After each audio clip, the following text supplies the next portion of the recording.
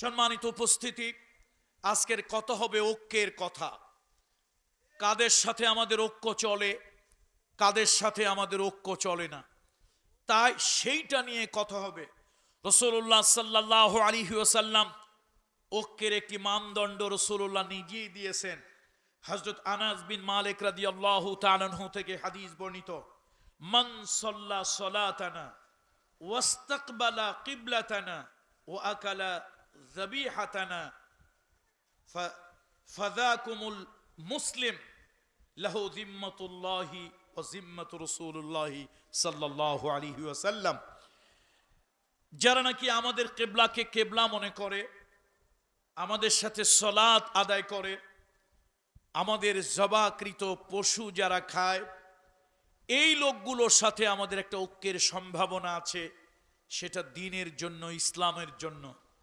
তবে ইসলাম বিধ্বংসের জন্য, দ্বীনকে ধ্বংস করার জন্য, চিন্তা আকীদাকে ধ্বংস করার জন্য, দুনিয়ার একটু হালুয়া রুটি পাওয়ার জন্য, দুনিয়ার একটু পদ পদবি পাওয়ার জন্য, দুনিয়ার একটি এমপি আর মন্ত্রী হওয়ার জন্য ঈমান এবং আকীদা নষ্ট করে বাতিলের সাথে কখনোই আমাদের আতাত করা উচিত নয়। অনেকে সমাজে এখন উল্টাপাল্টা কিছু কথাবার্তা বলেন। আমাকে অনেক জানে বলেন, হুজুর আপনিও তো পীর সাহেবের ছেলে, পীরজাদা, আপনার আব্বার লক্ষ লক্ষ মুরিদ ছিল, মুরিদ করলে তো আপনারও লক্ষ লক্ষ মুরিদ হতো, তো আপনি এ ব্যাপারে কথা বলেন না কেন? আমি চিন্তা করে দেখেছি, অনেক সময় কথা না বলে চুপ থাকাটাও বাঞ্ছনীয়। না হলে অনেক লোকেরা অনেক কথাবার্তা বলেন, আমরা সব কিছু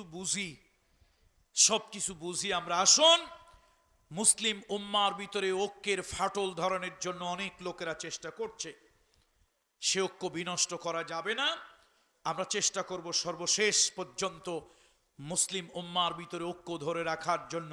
এরপরও দুনিয়াবি বৈষয়িক স্বার্থে কেউ যদি আমাদের ঐক্য বিনষ্ট করে চলে যায়, আমরা তাকে তার তকদিরের উপরে, ভাগ্যের উপরে ছেড়ে দেব, তার ফয়সালা আল্লাহ তাআলার উপরে ছেড়ে দেব। জোরে বলুন ঠিক কিনা?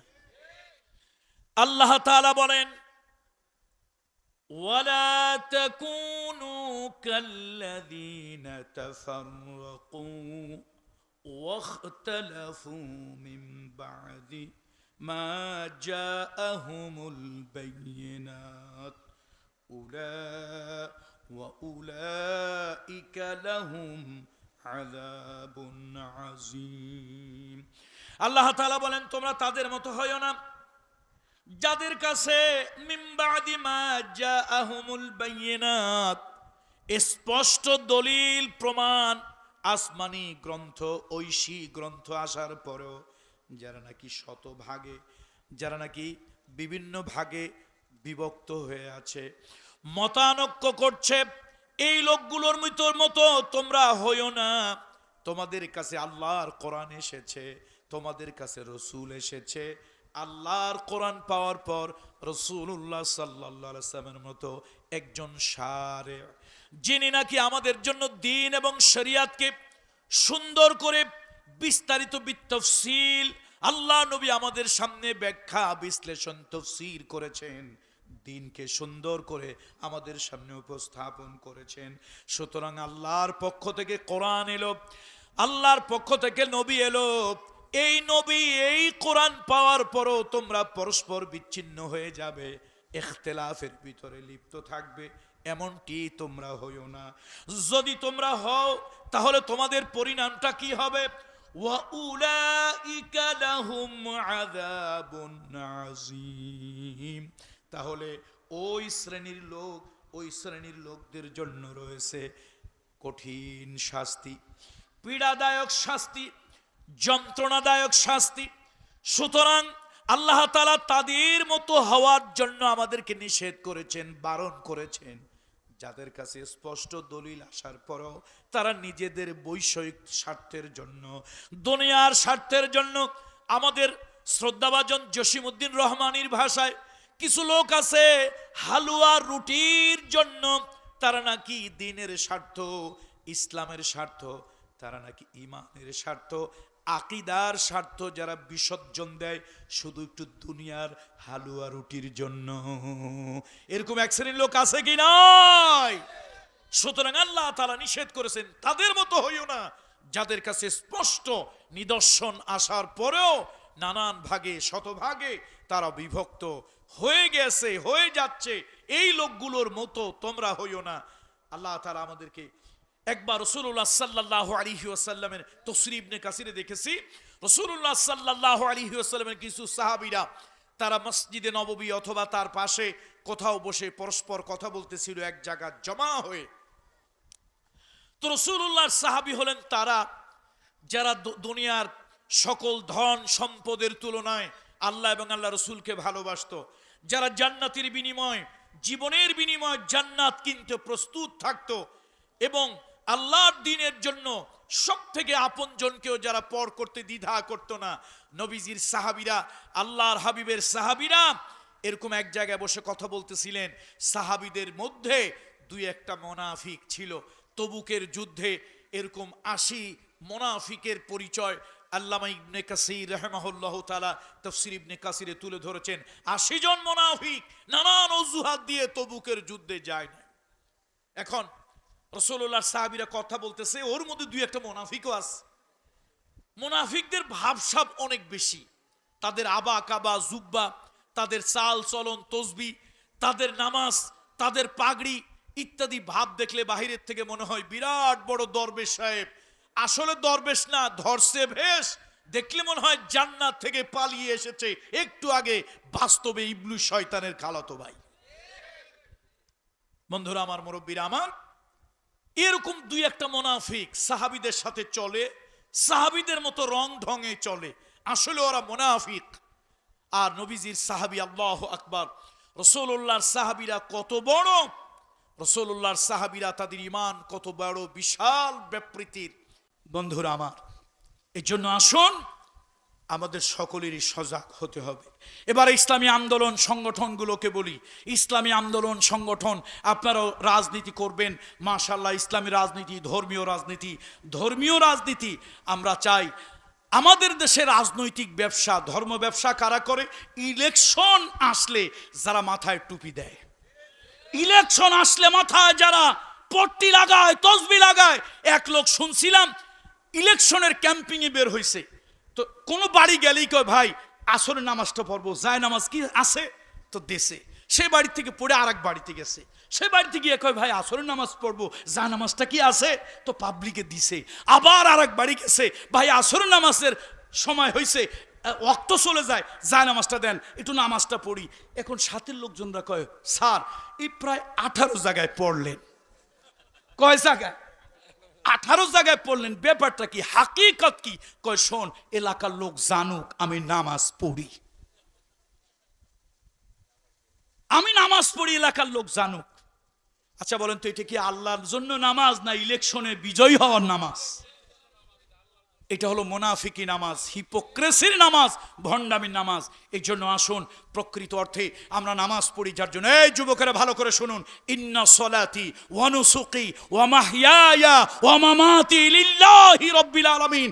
আমরা নামাজ পড়ি যে আল্লাহর জন্য, কুরবানি দেই যে আল্লাহর জন্য, যাকাত দেই যে আল্লাহর জন্য, 7 লক্ষ টাকা খরচ করে হজ করি যে আল্লাহর জন্য, রাজনীতি করে ওই আল্লাহর জন্য, মিছিল করে ওই আল্লাহর জন্য, বিরোধী করি ওই আল্লাহর জন্য, ভালোবাসি ওই আল্লাহর জন্য। আমার নবীজিকে, আমার রহমতের নবী, দয়ার নবী, মায়ার নবী, করুণার নবী হাবিবে কিবরিয়া তার ব্যঙ্গ কার্টুন ছবি করেছিল ফ্রান্স। আমাদের কলিজায় ব্যথা লাগছিল। আমরা মিছিলে বের হইছিলাম না? কথা কয় না, মিছিলে বের হইছিলাম না? এবং আমরা পণ্য নিয়ত করেছিলাম এই পণ্য কিনবো না। ওদের অর্থনীতিতে বিরাট বড় একটা ধস নেমেছিল। এই যে নামাজ যে আল্লাহর জন্য পড়লাম, ওই যে রাসূলুল্লাহর ব্যঙ্গ কার্টুন, আমার হাবিবে কিবরিয়ার বিকৃত চেহারার কার্টুন বের করার কারণে যে রাস্তায় মিছিল করেছিলাম, প্রতিবাদ করেছিলাম, ওদের পণ্য কিনবো না, খাবো না, ধরবো না, আমরা যে নিয়াত করেছিলাম, এটা কার জন্য? তাহলে এইটা আমাদের একটা জিহাদ ছিল। বলেন এটা কি ছিল? জিহাদ ছিল। আজকে দুর্ভাগ্য, আমার দেশের প্রধানমন্ত্রী, আমার দেশের নেতাদেরকে গালি দিলে তাদের বিরুদ্ধে জেল জরিমানার ব্যবস্থা আছে, রাষ্ট্রীয় আইন আছে। আমার হাবিবে কিবরিয়া রহমতের নবী, সেই নবীকে গালি দিলে তার বিরুদ্ধে কোনো রাষ্ট্রীয় আইন নাই। এই মুসলমান, আমার হাবিবে কিবরিয়া যুদ্ধের নেতৃত্ব দিয়েছেন, কিন্তু নবীজি নিজের হাত দিয়ে কাউকে হত্যা করেন নাই। কেমন রহমতের নবী! ফতে মক্কা হয়েছে, মক্কা বিজয়ের দিন মানুষ ভয়তে দিক বিদিক দৌড়াচ্ছে, আল্লাহ রসুলের চোখ বেয়ে টপ টপ করে পানি পড়ছে। রসুল্লাহ যদি চান আজকে আল্লাহর হাবিবের চোখের ইশারায় পুরা মক্কায় রক্তের বন্যা বয়ে যাবে। নবীজি কাঁদতেছেন, আবু সুফিয়ান এবং বিভিন্ন লোকেরা তার সামনে এসে জড়ো হয়ে দাঁড়িয়েছে। নবীজি সকলের দিকে তাকিয়ে বললেন, যাও, ইউসুফ আলাইহিস সালাম তার ভাইদেরকে যা বলেছিল আজকে তোমাদেরকে তাই বলবো। ইউসুফ আলাইহিস সালামের ভাইরা তাকে গায়াবাতিল জুব্বে, একটা কুয়ার মধ্যে তাকে গুম করে ফেলে দিয়েছিল। এরপরে বিদেশি একজন ব্যবসায়ীর কাছে অল্প পয়সায় ভাইরা তাকে বিক্রি করেছিল গোলাম হিসাবে। ইউসুফ আলাইহিস সালাম মিশরের বাজারে গিয়ে উঠলেন। আল্লাহ কি ভাগ্য তার, তাকে ওই দেশের একজন অর্থমন্ত্রী পয়সা দিয়ে কিনে নিল। জুলাইখার বাড়িতে তিনি উঠলেন, এক মহিলার ষড়যন্ত্রে দীর্ঘদিন তিনি জেল খাটলেন। আল্লাহ তাকে ভাগ্যের পরিক্রমায় ওই জেল থেকে বের করলেন, মিশরের খাদ্য অর্থ পরিকল্পনা মন্ত্রী বানিয়ে দিলেন। এরপরে কিছুদিন পরে তিনি মিশরের সম্রাট হলেন। দেখেন আল্লাহর কি কুদরত! এমন দুর্ভিক্ষ লাগলো, চতুর্দিকে শুধু ক্ষুধার যন্ত্রণা। ইউসুফ আলাইহিস সালাম আগে খাদ্যমন্ত্রী ছিলেন, ইউসুফ আলাইহিস সালাম আগে পরিকল্পনা মন্ত্রী ছিলেন, ইউসুফ আলাইহিস সালাম আগে অর্থমন্ত্রী ছিলেন। সব ব্যবস্থা তিনি করে রাখলেন, তার দেশের একজন লোক না খেয়ে মারা গেল না। আমাদের দেশের এমপি মন্ত্রীদের মতো হইলে তো মাশাআল্লাহ সব আগে বেগম পাড়ায় পাস করে দিত। কত ঠিক কিনা? এ ভাই, মানুষের বাঁচার জন্য কয়টা বাড়ি লাগে ভাই? মুরব্বী বাবাজির একটু বলেন তো, কয়টা বাড়ি লাগে? একটা ডাকায় 365টা বাড়ি আর ফ্ল্যাট করেছে বিদেশে। কত লাগে তোমার? রাসূলুল্লাহর হাদিস মনে পড়ে যায়, লা ইয়ামলাউ যাওফি ইবনে আদম ইল্লা তুরাব। কিছু ডাকাত আছে, মানুষ নামক ডাকাত, এই ডাকাতগুলোর পেট কবরের মধ্যে না ঢোকা পর্যন্ত এদের পেট ভরে না। যত খায় আরো চায়, যত মারে আরো চায়, যত পাচার করে আরো চায়।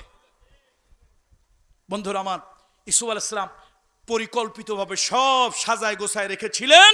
তার রাজ্যে কোনো দুর্নীতি নাই।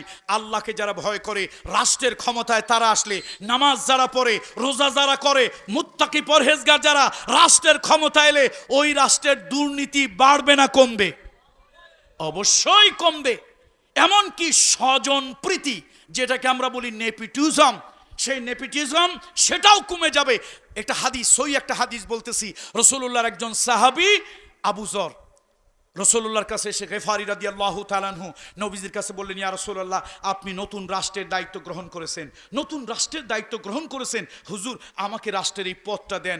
রাসূলুল্লাহ সাল্লাল্লাহু আলাইহি ওয়াসাল্লাম, সহিহ হাদিস, ফাদারাবা আলা মানকিবি, নবীজি তার ঘাড়ের উপরে রাগ করে, দয়ার নবী, রহমতের নবী, সেই নবী রাগ হয়ে তার ঘাড়ের উপর একটা থাপ্পড় মেরেছে।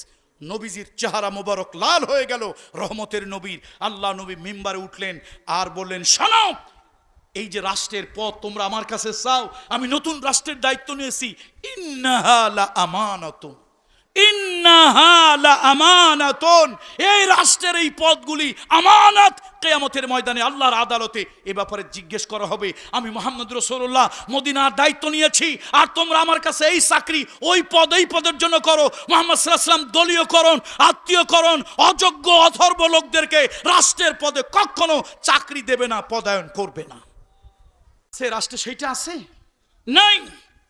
বলতেছিলাম, রাসূল আকরাম সাল্লাল্লাহু আলাইহি ওয়াসাল্লাম ইউসুফ আলাইহিস সালামের কথা বললেন। ইউসুফ আলাইহিস সালাম বিদেশ থেকে লোকেরা আসলো তার কাছে, হুজুর আমরা নবীর আওলাদ, আমাদের বাবা নবী, দাদা নবী, দাদার বাবা নবী, করিম ইবনুল করিম, হুজুর আমাদেরকে একটু কিছু খাবার, কিছু রিলিফ দেন। ক্ষুধার যন্ত্রণায় মানুষগুলি মারা যাচ্ছে। আমাদের ঘরে একজন পয়গম্বর আছে, অধিক বয়স্ক, খাবার ক্ষুধায় তারাও কষ্ট পায়। হযরত ইউসুফ আলাইহিস সালাম সব কিছু শুনলেন। তোমরা কয় ভাই? কয় ভাই তো আমরা 11। কয় দেখতেছি তো 10। কয় বাড়িতে এক ভাই আছে, তো আরো এক ভাই হুজুর ছিল, ভাইটা খারাপ, মাঝে মাঝে একটু চুরি করতো, হাতের দোষ ছিল, এদিক সেদিক যেত, পালায় যেত। সে ভাইটার নাম ছিল ইউসুফ। বলছেন নি কার সামনে কি গল্প? ইউসুফ আলাইহিস সালাম তাফসীরে জালালাইনের হাসিয়ার ভিতরে এসেছে, ইউসুফ আলাইহিস সালাম তার স্বাভাবিক চেহারা লোকজনের সামনে আনতেন না, সব সময় তার চেহারার সামনে একটা পর্দা থাকতো। এবং তিনি যখন ঘোড়ার পিঠে আরোহণ করতেন, ঘোড়া নবুয়তির তাজাল্লিতে এমন একটা ডাক দিত যে কয়েক মাইল দূরের থেকে তার ওই ঘোড়ার আওয়াজ শোনা যেত। লোকজন রাস্তার দুই পাশে লাইন ধরে থাকতো শুধু এক নজর ইউসুফ আলাইহিস সালামকে দেখার জন্য। ইউসুফ আলাইহিস সালাম ভিতরে, ওই 10 ভাই তো মনে করছে অনেক গল্প করছি, উনি পর্দাটা সরাইয়া যেই ভাইদের সামনে আসলেন, ভাইরা কয় পালাবি না দৌড় দিবি? আরেকজন কয় দৌড় দিয়া যাবি কই, পালাবার তো উপায় নাই। উনি একজন সম্রাট, প্রত্যেক মোড়ে মোড়ে প্রত্যেক দাঁড়ে দাঁড়ে ওনার লোক আছে। আরেকজন কয় তৈরি হও, মাথা থেকে কল্লাটা এখনই যাবে, রিলিফের গম পাওয়া লাগবে না, তৈরি হও, মাথাটা দেহ থেকে কল্লাটা আলাদা হয়ে যাবে, তৈরি হও। ইউসুফ আলাইহিস সালাম সামনে আসলেন, তার চোখ বেয়ে ঝরঝর করে পানি পড়ে। তোমরা আমাকে আঘাত করেছিলে, সব থেকে বেশি কষ্ট লেগেছিল, তোমরা আমার চরিত্রে কলঙ্ক দিয়েছিলে, সব সহ্য করা যায়, কিন্তু আমার নির্দোষ চরিত্রে তোমরা কলঙ্ক দিয়েছিলে। মায়ের কবর জিয়ারত করার জন্য দাঁড়িয়েছিলাম, তোমরা আমাকে আঘাত করেছিলে, অল্প মূল্যে বিক্রি করেছিলে, গুম করে কুয়ার মধ্যে অব্যবহৃত গয়াবাতিল জুব, অব্যবহৃত কুয়ার ভিতরে ফেলে রেখেছিলে। আজকে আমি চাইলে তোমাদের পা উপর দিকে দিয়ে মাথা নিচের দিকে দিয়ে আমার সেনাবাহিনীকে রিমান্ডে দিতে বলতে পারি, কিন্তু আমি করব না। আজকে আমার হৃদয় থেকে সব কষ্ট ধুয়ে মুছে গেল, আমি ভাই হিসেবে তোমাদেরকে মাফ করে দিলাম। আল্লাহ নবী বললেন, রাসূলুল্লাহ বলেন, ও আবু সুফিয়ান, আপনি আমার চাচা, সবাইকে আমি আজকে ক্ষমা করে দিলাম। ইউসুফ আলাইহিস সালাম তার জাতিরে যেভাবে, ভাইদেরকে যেভাবে ক্ষমা করে দিয়েছিল, আমিও ওইভাবে ক্ষমা করে দিলাম। আবু সুফিয়ান সামনের থেকে যায় না। নবীজি বললেন, আপনি কেন যান না? সবাই চলে যায়, আপনি যান না। কাঁদে, কয় যান, আপনি সমাজের একজন নেতা, আপনার ঘরে যাদেরকে আশ্রয় দেবেন নবী মুহাম্মদ রাসূলুল্লাহ তাদেরকেও মাফ করে দিল। আবু সুফিয়ান কাঁদে, কিন্তু এক কদম সামনে বাড়ে না। রাসূলুল্লাহ বুঝলেন আবু সুফিয়ান আরো কিছু চায়। ও চাচা, আপনি এলাকার নেতা, আপনি যদি কারে নিরাপত্তার জন্য বলে থাকেন, তাকেও আমি নিরাপত্তা দিলাম, যান, আজকের দিন আমি সকলকে ক্ষমা করে দিলাম, কাউকে আমি আর রক্তপাত করব না। তিনি উঠে বললেন, তোমার শাসি আমার স্ত্রী হেন্দার কথা কিছু বলো নাই? হেন্দার কথা শোনার সাথে সাথে রাসূলুল্লাহর কলিজা দিয়ে রক্তক্ষরণ হতে লাগলো। আল্লাহ রাসূল বললেন, আমি হেন্দাকে ওয়াহাশিকে মাফ করে দিলাম। আমার চাচা আমির হামজা, নাকটা আমার বাবার মতো ছিল, চোখ দুইটা আমার বাবার মতো ছিল, কানটা আমার বাবার মতো ছিল, চেহারাটা আমার বাবার মতো ছিল। লোকেরা বলতো, মুহাম্মদ, তুমি যদি তোমার বাবাকে দেখতে চাও, তোমার চাচা আমির হামজাকে দেখো। আমার মায়ের গর্ভে থাকা অবস্থায় বাবা দুনিয়া থেকে বিদায় হয়েছেন। 6 বছরের সময় মাকে হারালাম, 8 বছরের সময় দাদাকে হারাইছি। আমি মাঝে মাঝে বাবার কথা, মায়ের কথা মনে পড়লে সহ্য যখন হতো না, চাচা আমির হামজা তার দিকে তাকাতাম আর চোখ বেয়ে বেয়ে পানি পড়তো। আমার চাচা আমির হামজাকে ওহাসে তুমি একটা বর্ষা মেরে চাচাকে ফেলে দিয়েছিলে, বুকটা ফেড়ে দিয়েছিলে। হেন্দা তোমাকে বলল কান কাটো, নাক কাটো। আমার চাচার নাক কাটা হলো, কান কাটা হলো, সুতার মধ্যে সেলাই করে ওই হেন্দা গলার মধ্যে মালা হিসেবে গাঁথ পড়লো। এরপরে বুকটা থেকে কলেজাটা বের করে ওহুদের ময়দানে চাবায় চাবায় আমার চাচার কলেজাটা ফেললো। আমি নবী মুহাম্মদ সব সহ্য করতে পারি, ওইটা সহ্য হয় না। আমি সকলকে ক্ষমা করে দিলাম, হেন্দাকে ক্ষমা করে দিলাম, ওহাসিকে ক্ষমা করে দিলাম। তবে একটা অনুরোধ, তারা কখনো যেন আমার চোখের সামনে না আসে। আমার মজলিসে আমার ডাইনে আমার বামে পিছনে বসবে। আমি নবী মুহাম্মদ রাসূলুল্লাহ বাবাকে দেখি নাই, মাকে মায়ের আদর পাই নাই, দাদার আদর পাই নাই। এই চাচার কথা, এই চাচার কথা মনে পড়ে যাবে। হিন্দাকে দেখলে চাচার কথা মনে পড়ে যাবে, ওহাসিকে দেখলে। তাদেরকেও ক্ষমা করে দিলাম, কিন্তু তারা যেন আমার পিছনে থাকে। নবীজি বলেন, ও মুসলমান, কুমিল্লার বুড়িচংয়ের মুসলমানেরা, ব্রাহ্মণপাড়ার মুসলমানেরা, ভালো করে শুনে রাখুন, আল্লাহর কসম করে বলি, কোনো বানানো কিচ্ছা নয়। নবীজি উদার আটলান্টিক মহাসাগরটা আমার হাবিবের সাথে যদি তুলনা করা হয়, আটলান্টিক মহাসাগরের কুল কিনারা আছে, আমার রহমতের নবীর হৃদয়টা এত বড়, ওই হৃদয়ের কোনো কুল কিনারা নাই। আমার রহমতের নবী সবাইরে মাফ করে দিলেন। ও যুবকেরা, 6টা লোককে আমার নবী মাফ করেন নাই। 6 জন লোককে নবীজি বললেন যেখানে পাও সেখানে হত্যা করো। ওই 6 জন লোকের অপরাধ ছিল তারা আল্লাহকে গালি দিয়েছে, রাসূলুল্লাহকে গালি দিয়েছে। তাহলে হত্যাকারীকে নবী মাফ করেছেন, কিন্তু আল্লাহকে গালি দেনেওয়ালা, রাসূলুল্লাহকে গালি দেনেওয়ালা নবীজি মাফ করেন নাই। 6টা লোককে মাফ করা হলো না। এর মধ্যে একজন হলো ইবনে খেতাল। লোকেরা বলল, ও ইবনে খেতাল, তোমার যেখানে পাবে সেখানে হত্যা করবে। তুমি একটা কাজ করো, কাবা ঘরের আঙ্গিনায় যদি চলে যাও, ওমান দাখালাহু কানা আমিনান, কাবার এরিয়ার ভিতরে, কাবার গিলাফের পাশে, কাবা ঘরের পাশে যে চলে যায় সে নিরাপদ, তাকে আর কিছু করা যায় না। তুমি ওই জায়গায় চলে যাও। ইবনে খেতাল অনেক চেষ্টা করে, চাদর মুড়ি দিয়া অনেক চেষ্টা করে, বিভিন্নভাবে লুকাইয়া পালাইয়া কাবা ঘরের ওই মাতাফের ভিতরে চলে আসলো, কাবার এরিয়ার ভিতরে চলে আসলো। এবার সে নিজেকে নিরাপদ মনে করলো না, কাবা ঘরের গ্লাফের ভিতরে ঢুকে গেল। একজন লোক গিয়া বলল, ইয়া রাসূলুল্লাহ, ইয়া রাসূলুল্লাহ, ইবনে খেতাল কাবার এরিয়ার ভিতরে ঢুকেছে। আরেকজন এসে বলল, ইয়া রাসূলুল্লাহ, একটু আগে দেখলাম ইবনে খেতাল কাবার গিলাফের মধ্যে ঢুকে গিয়েছে। হাদিসের মধ্যে এসেছে ফারাফা সাউতাহু, নবীজি লাউডলি উঁচু জোরে একটা চিৎকার মারলেন, ইবনে খেতালকে হত্যা করো, কতল করো। একজন বলল, ইয়া রাসূলুল্লাহ, তাকে যদি হত্যা করা হয় তার রক্ত তো কাবার দেওয়ালে লাগবে, কাবার গিলাফে লাগবে। নবীজি বললেন, তারপরও তাকে হত্যা করো। হে মুসলমান, তুমি সুফিগিরি দরবেশগিরি দেখাও, খানকার ভিতরে বসে তসবিহ টেপো, তোমার নবীরে গালি দেওয়া হয়। হত্যাকারীকে রাসূলুল্লাহ মাফ করেছে, কিন্তু আল্লাহর নবীকে, রাসূলুল্লাহকে, আল্লাহকে গালি দেয়া তাদেরকে রাসূলুল্লাহ মাফ করেন নাই। তোমার নেতারে গালি দিলে তোমার কলিজায় জ্বালা পোড়া শুরু হয়, তোমার নবীরে গালি দিলে তোমার কলিজায় জ্বালা পোড়া শুরু হয় না। বাপরে গালি দিলে যদি সন্তানের কলিজায় না লাগে, এটা যেরকম বেজন্মা সন্তান, উম্মতের ভিতরে নবীরে গালি দিলে উম্মতের কলিজায় না লাগলে এটা বেজন্মা উম্মত। সুতরাং আসো, এদেশের আলেম উলামা, পীর মাশায়েখ, পীর সাহেব হুজুরেরা, আমরা তাদেরকে শ্রদ্ধা করি, তারা আমাদের চোখের মণি, মাথার তাজ। তারা তাদের খানকায় তারা দিনের তালিম তালকিন দেখ। আমাদের মধ্যে ঐক্য দরকার। টুপি ভিন্ন হোক, কিন্তু কি দরকার? দাওয়াতে তাবলীগ, মাদ্রাসায় নিজাম, দর্শে নিজামিয়া মাদ্রাসা, কওমি মাদ্রাসা, আলিয়া মাদ্রাসা, যার যার অঙ্গনে সে কাজ করুক। আমরা ঐক্যবদ্ধভাবে দিনের কাজ করি, দিনের জন্য, ইসলামের জন্য আমরা ঐক্যবদ্ধ হব। টুকিটাকি কিছু মতপার্থক্য, মতদ্বৈততা পূর্বেও ছিল, এখনো আছে, ভবিষ্যতেও থাকবে। ঐক্য বিনষ্ট করা জায়েজ নয়। ঐক্য যারা বিনষ্ট করতে চায় ওদেরকে ইসলামী শরিয়াত, ইসলামী হুকুমত হলে ওদেরকে কতল করা, হত্যা করা ওয়াজিব। আজকে সে মুসলমানদের ঐক্য বিনষ্টের জন্য নানান চেষ্টা চলছে। আমি তো মনে করি ভাইরা, বিগত যে কোনো সময়ের তুলনায় সব থেকে বড় এখন ঐক্যের ভালো একটা পরিবেশ যাচ্ছে। সব আলেম ওলামা, পীর বুজুর্গ, এখন আপনাদের ভোট দরকার নাই, সরকার গঠন করা দরকার নাই, এদেশের প্রধানমন্ত্রী প্রেসিডেন্ট হওয়া দরকার নাই। আপনারা ঐক্যবদ্ধ হন। বিরোধী দলেও যদি থাকেন, ঐক্যবদ্ধ যদি থাকেন, এদেশের বাতিলেরা আপনাদেরকে ঐক্যবদ্ধ দেখে ভয়তে পানি খাবে 3 জগ।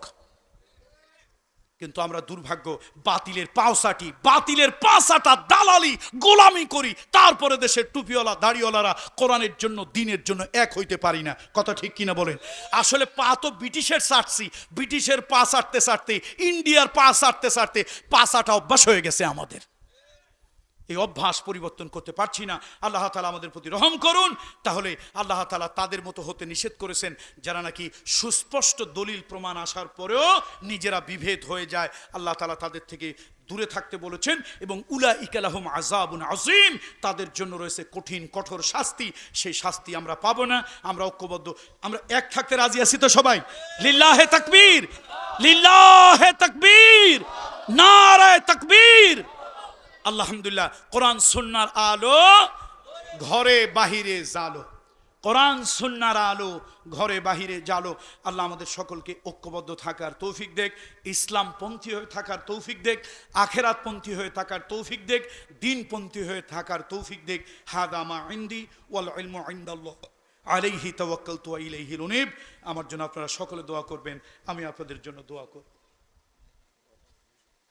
اللهم صل على محمد وعلى آل محمد كما صليت على إبراهيم وعلى آل إبراهيم إنك حميد مجيد। এলাকার সব মুর্দেগানদের জন্য দোয়া করবেন, সব মরে যাওয়া লোকদের জন্য, বাবা মার জন্য দোয়া করবেন। একটা দোয়া খাসভাবে করবেন, আল্লাহর কাছে আবেগে করবেন। আল্লাহ, কাফের বেদিনের আপনার রসুলকে দেখছে, আমরা উম্মত হয়ে দেখি নাই। মালিক, জীবনে মৃত্যুর আগে একবার হইল স্বপ্নে আপনার হাবিবের সাথে একটু মুসাফা করার তৌফিক দান করিয়েন। রাজি আছেন না? আল্লাহর কাছে দোয়া করবেন। আরেকটা দোয়া চাচ্ছি, ফিলিস্তিনের মুসলমানদের বড়ই দুর্দিন দুঃসময়, পৃথিবীর আজকের যারা চালায় এই জালিমগুলি, এই মানবরূপী পশু জানোয়ারগুলি, ওদের দিলের মধ্যে পশুর জন্য মায়া হয়, মাছের জন্য মায়া হয়, গাছের জন্য মায়া হয়, কিন্তু মানুষ আশরাফুল মখলুকাত, মানুষের জন্য কোনো মায়া নাই। আজকে ফিলিস্তিনি মুসলমানরা মানবতার জীবন যাপন করছে, আমরা যেখানে 3 বেলা পেট ভরে খাচ্ছি। আল্লাহ তাদের প্রতি রহম করুন, সারা দুনিয়ার মানুষগুলোর দয়া মায়া আল্লাহ তাদের দিলের মধ্যে সৃষ্টি করে দিন, তাদের জন্য আল্লাহুম্মা আমিন। রব্বানা যালামনা আনফুসানা ওয়া ইল্লাম তাগফির লানা وترحمنا لنكونن من الخاسرين ربنا لا تزغ قلوبنا بعد إذ هديتنا وهب لنا من لدنك رحمة إنك أنت الوهاب। আল্লাহ তাআলা এলাকার যুব সমাজের উদ্যোগে আয়োজিত আজকের এই 18তম তাফসীরুল কোরআন মাহফিল, আল্লাহ তাআলা, আমরা কিছু গুনাহগার ভিক্ষুকেরা তোমার দরবারে হাত তুলেছি, কিছু পর্দার আড়ালের মহিলারা তোমার শাহী দরবারে 2খানা হাত তুলেছেন। আল্লাহ, মেহেরবানি করে জিন্দেগির সব গুনাহ খাতা তুমি মাফ করে দাও। এই মাহফিলের আয়োজন যারা করলেন, মাহফিল করার জন্য যারা আসলেন, মাহফিল শোনার জন্য যারা এসেছেন, কিয়ামতের দিন কঠিন মুসিবতের সময় আজকের মাহফিল আমাদের 3 শ্রেণীর লোকের জন্য নাজাতের উসিলা বানিয়ে দিও রব্বুল আলামিন। এই এলাকার যত মুর্দেগানেরা চতুর্দিকে শুয়ে আছে, আয় আল্লাহ, জানি না কার বাবা অন্ধকার কবরে চলে গেছে, কার মা অন্ধকার কবরে চলে গেছে, জানি না কার দাদা দাদি নাই, কার আপনজন নাই। আল্লাহ, অন্ধকার কবরে যে অসহায় মানুষগুলো আছে তাদের জন্য তোমার কাছে ফরিয়াদ করি। আল্লাহ, তাদের জিন্দেগির গুনাহ মাফ করে দাও, তাদের সাইয়্যাতগুলি হাসানাত দিয়ে পরিবর্তন করে দাও। রব্বির হামহুমা কামা রব্বায়ানি সগীর রব্বির হামহুমা কামা রব্বায়ানি সগীরা। আয় আল্লাহ তাআলা, মনের মধ্যে বড় যন্ত্রণা, বড় ব্যথা মনের মধ্যে।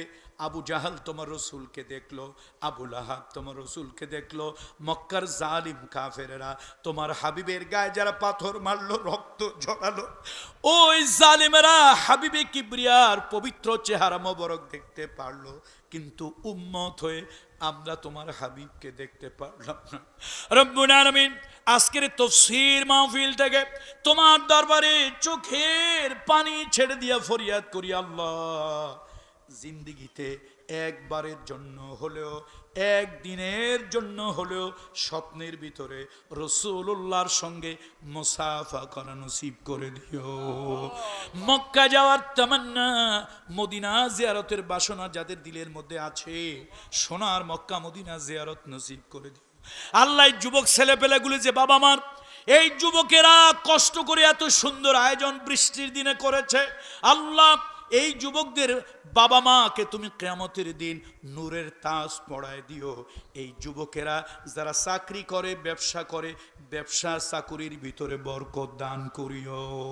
সুবহান রাব্বিকা রব্বিল ইজ্জাতি আম্মা ইয়াসিফুন ওয়া সালামুন আলাল মুরসালিন ওয়াল হামদুলিল্লাহি রাব্বিল আলামিন।